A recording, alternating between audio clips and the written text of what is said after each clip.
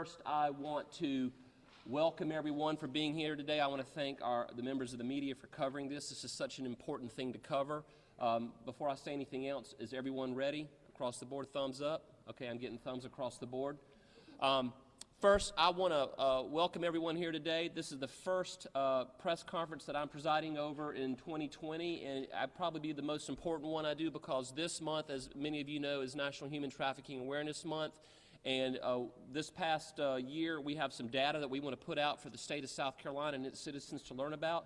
But before we talk about the data and the information that we have collected over 2019, there are a lot of people to thank. As you can see, standing up here with me to my left, right, and probably 4 or 5 people deep are members of the State Human Trafficking Task Force, also representing regional task force and concerned citizens and groups throughout South Carolina who've made this task force successful. A task force is nothing but a name until you pour human beings into it who are out there every single day at all levels of government, from local communities to the state, to the federal government, from nonprofits to for-profits to trade associations to faith groups, law enforcement, education, medical service providers. The list goes on and on and on. And I'm here today to thank everyone for being here. I'm going to go really quick through a list of organizations that are represented here today. If I omitted you, it is purely an accident because I love giving credit to people who do so much good work. But we have, obviously, I'm here with members of the Attorney General's Office represented here today. We have members from the U.S. Attorney's Office, the South Carolina Law Enforcement Division, DJJ, DSS, South Carolina Victims Assistance Network, the South Carolina Trucking Association, the South Carolina Restaurant and Lodging Association, the South Carolina Beer Wholesalers Association, the South Carolina Commission for Minority Affairs, Richland County Sheriff's Office, Berkeley County Sheriff's Office, Horry County Sheriff's Office, Charleston County Sheriff's Office, the Second Judicial Circuit Solicitor's Office, Aiken Department of Public Safety, Richland County Council, Project Fight, Bon Secours is here, the Anti-Human Trafficking Intelligence Initiative is here, Zonta, Salvation Army. We have regional task force in attendance today. I love the fact this list is so long. Grab that for me, will you? We have the Richland County Anti-Human Trafficking Task Force, the Coastal Region Human Trafficking Task Force, Tri-County Human Trafficking Task Force, Upstate Human Trafficking Task Force, the Second Judicial Circuit Human Trafficking Task Force, the Low Country Human Trafficking Task Force, and the Foothill Human Trafficking Task Force. That's a lot of people at all levels who are here representing today. I want to make sure WIS is represented, sorry. The task force, as I said, they're multidisciplinary, they're at all levels, and they require people from all walks of life and all perspectives. Our Human Trafficking Task Force is more than 300 to 350 organizations strong and individuals strong, and it's so important that it become diverse. You heard some names of associations in there that probably probably thought, what is the beer wholesalers or the restaurant, association or the lodging association? Why are they in there? And I'm going to get to that in just a second. But this past year, we had some add-ons. Last year, we were happy to introduce the South Carolina Trucking Association and the South Carolina Hospital Association. This past year, we are honored to have added recently the South Carolina Restaurant and Lodging Association, who is represented today by John Durst, and who's president and CEO, and we have the South Carolina Beer Wholesalers Association, Lance Boozer, what an appropriate name. He's the executive director. And the reason that I want to give a shout out, when you think about truckers, when you think about restaurants and lodging establishments, when you think about beer wholesalers, these are people who are in the communities. The beer wholesalers are delivering beer to all the restaurants, the hotels, the motels, to all the places that serve the restaurant. The members of these associations have thousands upon thousands of employees who work as they work in the hotels and the motels and the restaurants and in all kinds of retail outlets.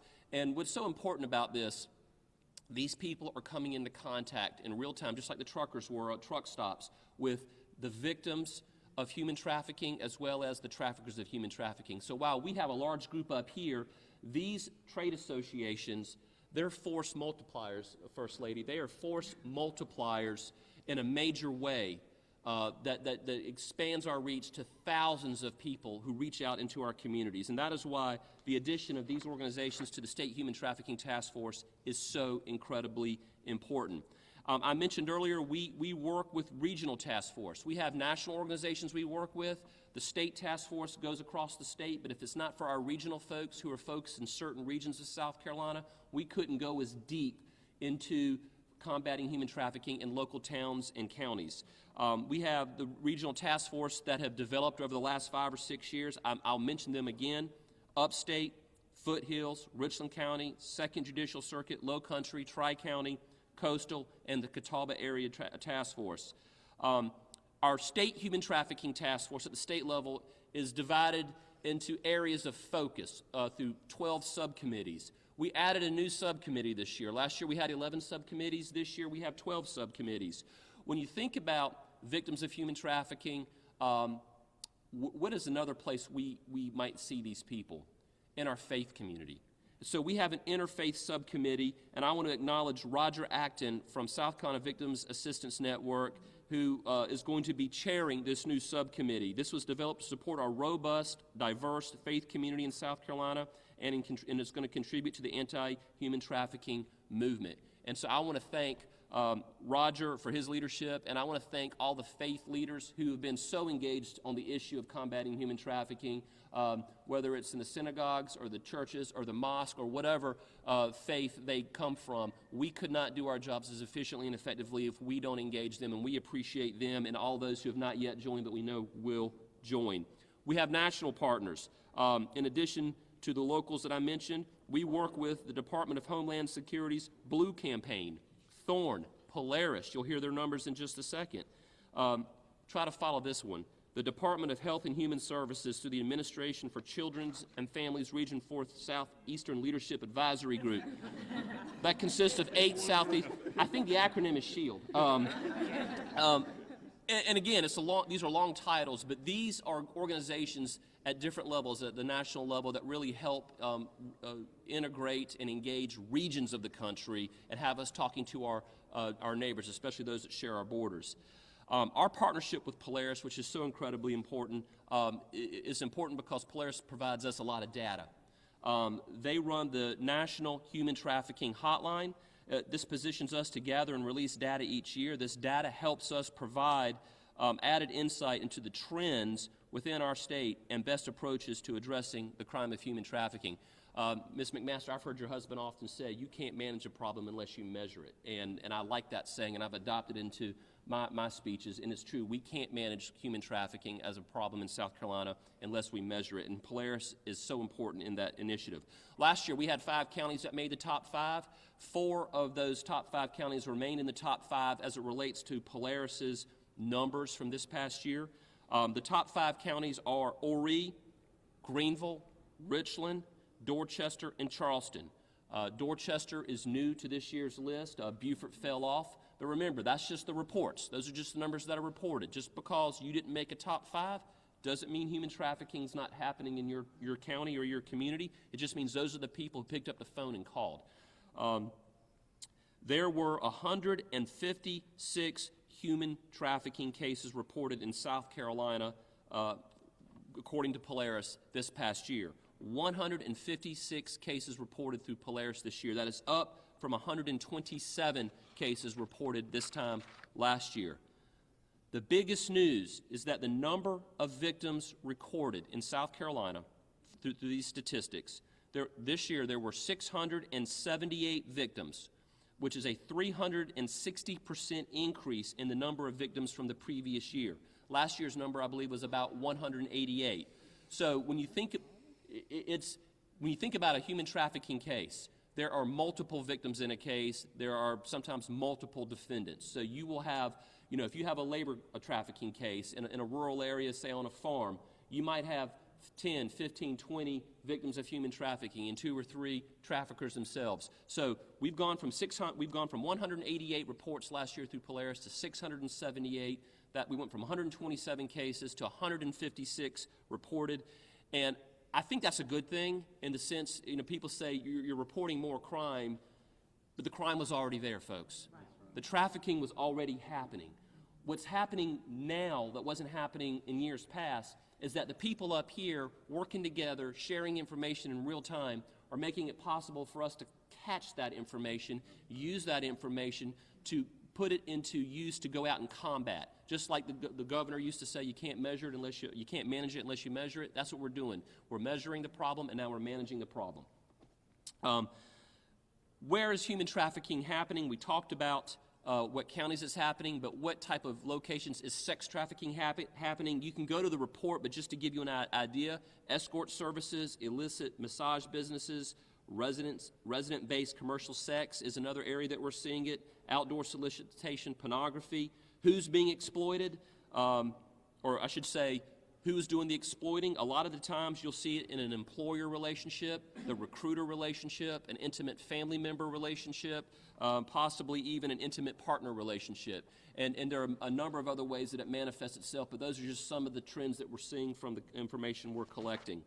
How are they doing it? How are they controlling the victims? And again, you can go to the human trafficking report, but we're seeing everything from, anecdotally speaking, from getting someone used to receiving a service such as paying their rent or paying their utility bills or providing them food or even getting them addicted to a drug and then withholding that information unless they perform the acts.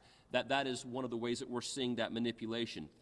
Even threatening someone to report them to immigration, excessive working hours, physical abuse, just a number of the things that we're seeing in the trends from the numbers. What tactics are they using? How are they recruiting? It could be job offers through advertisements, false promises, fraud. Again, the familial relationship manifests itself. Intimate partners are even posing as someone who's going to be a benefactor to you if you do what they say. What are the relationships to the recruiter? We see a lot of this in the labor recruitment, contractors, family members or caregivers, intimate partners again are coming out, friends, acquaintance, co-workers, and even employers. Now, we're seeing a theme here, folks. We're seeing a theme here through labor trafficking related tactics. This is happening, we talk about sex trafficking, but labor trafficking is equally a problem in South Carolina. That is why under the leadership, and I want to give Katherine Moorhead a shout out, standing right here, who's our state task force coordinator. Under her leadership and members of the task force, we are going to host a labor trafficking roundtable in 2020 to bring stakeholders to the table to develop a more strategic approach to the crime in South Carolina. And that is very important. But I want to move to something else. We talk about going after these folks. We talk about investigating them and prosecuting them and putting them in prison. We even talk about how we treat the victims long after the crime is heard. But Ben Franklin used to say, an ounce of prevention is worth more than a pound of cure. I want to talk about prevention for just a second. Prevention education continues to be a critical part of this process. In 2019, the Prevention Education and Outreach Subcommittee vetted prevention education curriculum, and we included that curriculum chart in this year's report. I encourage communities throughout South Carolina to adopt prevention education curriculum to better prepare your young people who may encounter the type of exploiters that are out there.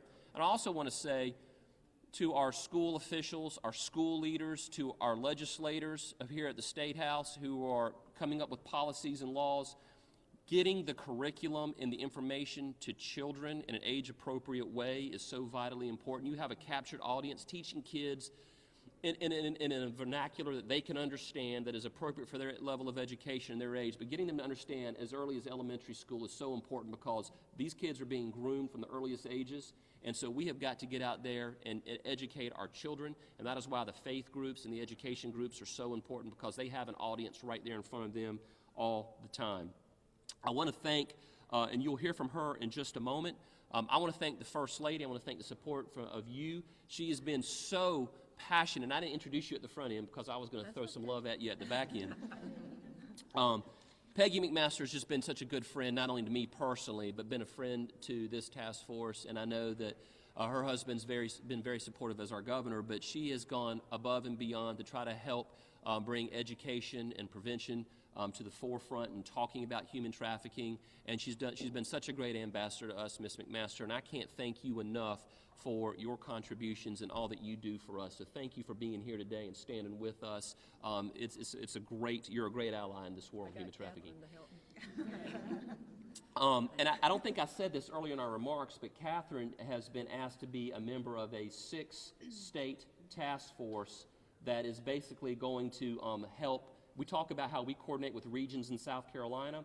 She's a leader at the national level, and she's going to be on this 6-state task force that's going to come up with a way to basically network all of the state human trafficking task force in all of the states and how we communicate with each other. And so she's become a national leader, and I am so proud of everything that she has done to grow our task force and to grow awareness and to be a national leader. And you do such a great job representing this state, Katherine, and I want to thank you publicly for that. Don't leave us.